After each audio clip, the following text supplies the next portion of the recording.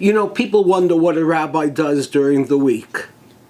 Well, if they're like me, what we do is we sit the whole week and we study Torah. We go over every word of the Torah.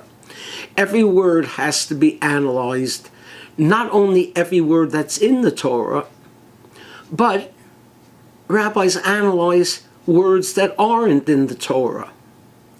This week's Torah portion is a classic example of that. This week's Torah portion begins with the words, V'ata Tetzaveh. God tells Moshe, you shall command the Jewish people to do such and such. Rabbis over the centuries noticed something very interesting about this Torah portion. Nowhere is the name of Moshe mentioned. It begins with V'ata, you. No mention of Moshe's name. This is the only Torah portion from the time he's born all the way through into the book of Devarim where there is no mention of Moshe's name. Why? Well, that's what we rabbis do a whole week. We figure out reasons for why, and there were lots of reasons that were given to explain this. But let me tell you an interesting one I came across recently. Whenever God asked Moshe to speak to the people of Israel, it says, Vayedaber Hashem el Moshe lemor. And God spoke to Moshe, tell this to the children of Israel. Daber el bnei Yisrael. Speak to the children of Israel. That Moshe was comfortable in doing. But here it says, Ve'ata tetzaveh. You command the children of Israel. Moshe did not want to have his name associated with giving commandments. That, he felt, is something for God to do. He knew that it was not going to be easy to get the children of Israel to observe God's commandments.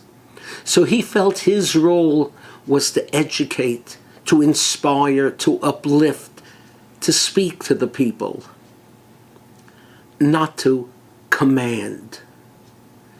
When you tell someone he has to do that, it's a good way of turning people off.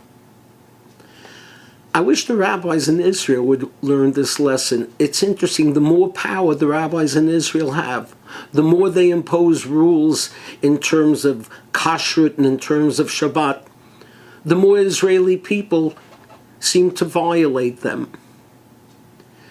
The rules of Judaism that the Israeli people keep the most, putting a mezuzah on their door, having a bris, are not imposed by rabbis, are imposed by their own will to be a Jew. You can't force it down people's throats. You know, in Israel, and I don't have to tell you, most of Israel is secular, non-observant. In Israel, hardly anybody drives their car on Yom Kippur. The highways are empty. Somebody once said that the only way you could get people in Israel to drive on Yom Kippur would be if the rabbis passed a rule that they couldn't drive on Yom Kippur. That would cause them to rebel against it. It's better that you come to your religion on your own, without people being God's Cossacks. In fact, when you think about it, in our own homes, nobody likes to hear, you better do that. You have to do that. Speak. Don't command. Shabbat Shalom.